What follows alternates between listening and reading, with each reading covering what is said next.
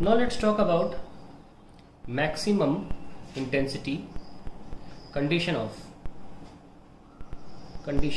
maximum intensity in diffraction.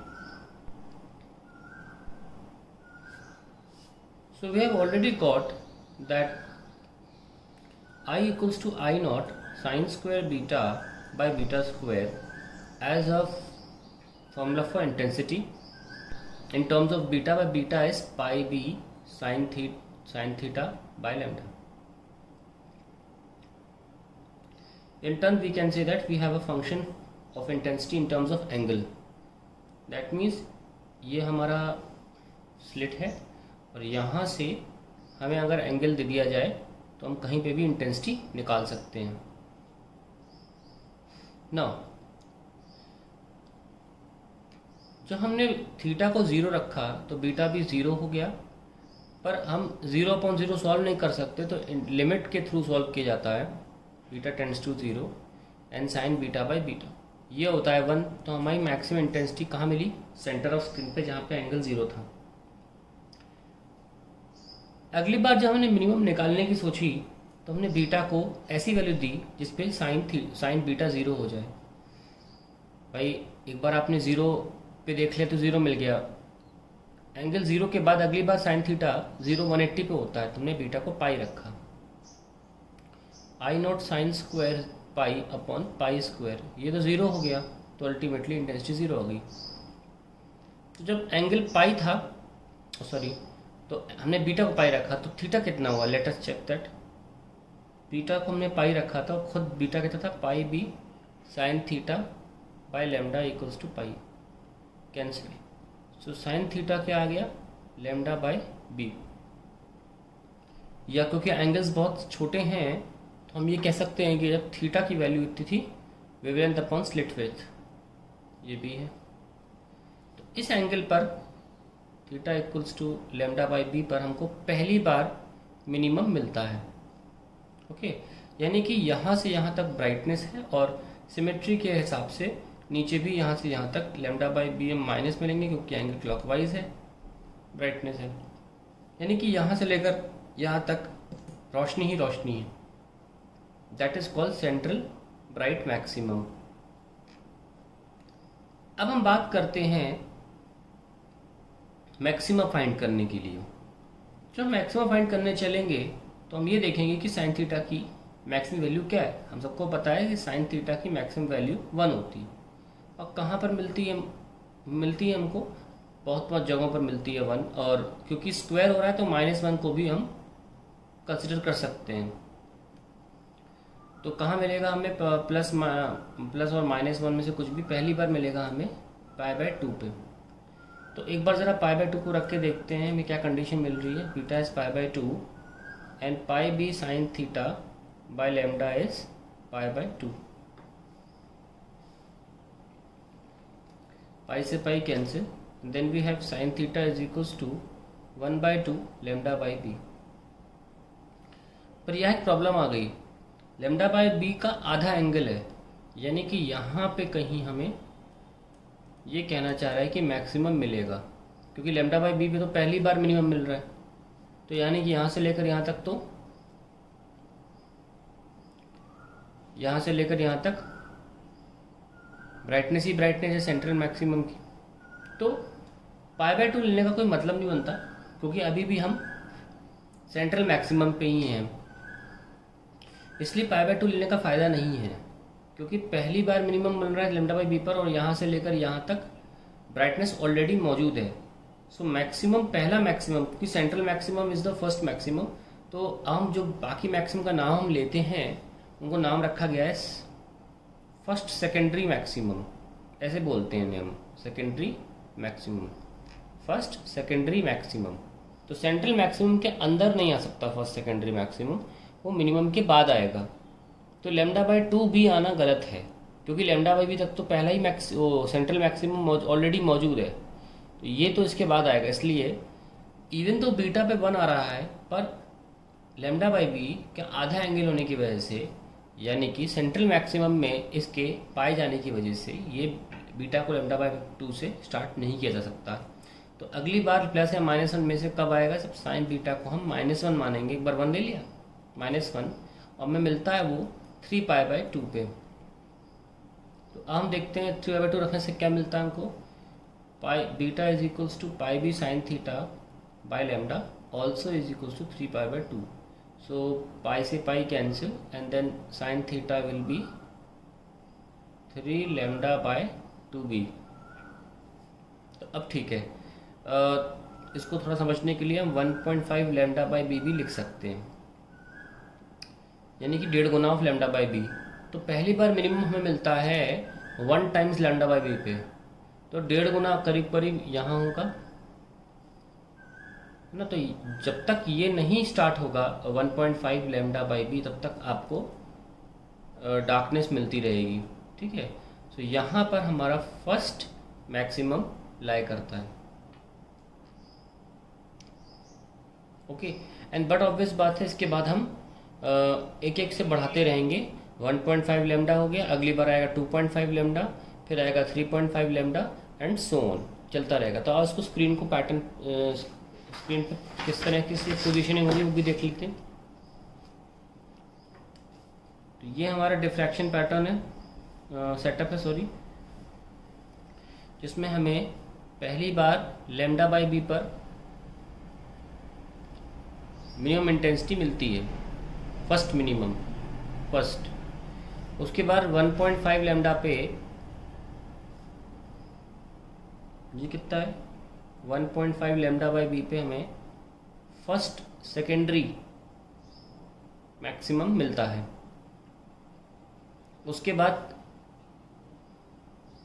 2 times of λ/b पे 2 times of λ/b पे हमको second minimum मिलता है। तो यानी कि, और हम यहाँ पे रिपीट भी कर सकते हैं नीचे, सिमिलरली फर्स्ट मिनिमम पहला वाला first, and then we have first secondary maximum, इसको भी सेकेंडरी बोलते हैं, सेकेंडरी मिनिमम। यहाँ पे आप लिख लीजिए माइनस का λ/b और यहाँ पे माइनस का 1.5 λ/b। तो देखिए यहाँ से यहाँ तक, तो यहाँ तक ब्राइट से थीटा नॉट से दिखा सकते हैं, that is the angular thickness of the first central maximum. Notice करिए कि यहाँ से लेकर यहाँ तक ऑब्वियसली सिर्फ डार्क रहेगा, और सेकंड मैक्सिमम के बाद जब सेकंड मिनिमम आएगा तब तक यहाँ तक क्या रहेगा, ब्राइट रहेगा एंड सो ऑन। तो हम निकाल सकते हैं एंगुलर थिकनेस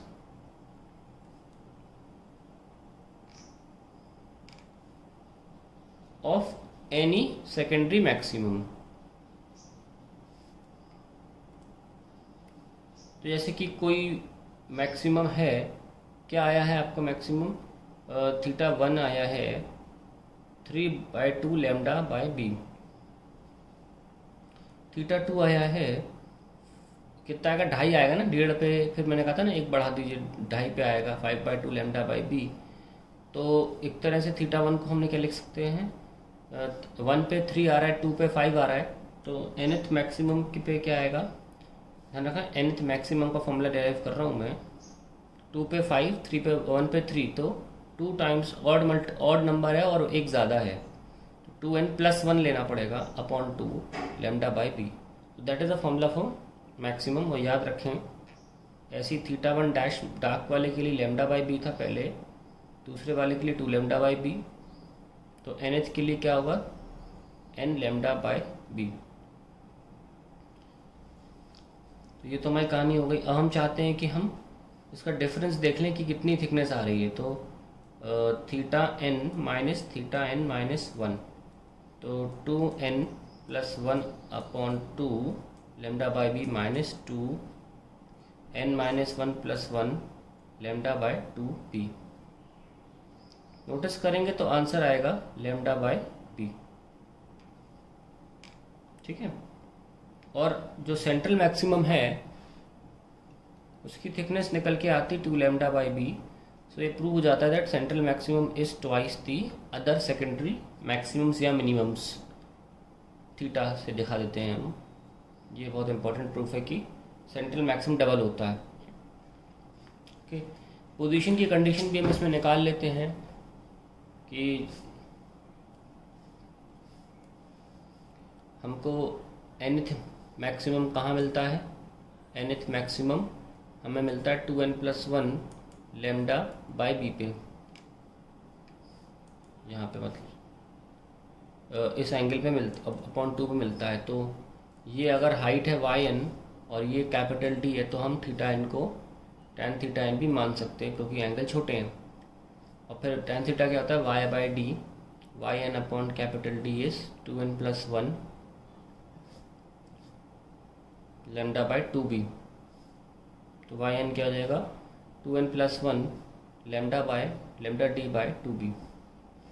तो ये हमारे पास मैक्सिमम के लिए पोजीशन हो जाती है। और ऑलरेडी मिनिमम के लिए हमारे पास लेमडा बाई बी था, तो tan थीटा n को हमने भी लिख दिया ऐसे ही क्योंकि एंगल छोटे हैं। एंड फाइनली yn आ जाएगा n lambda d by b। So that is everything about diffraction. Now we need also to find out how is the intensity of the maximums.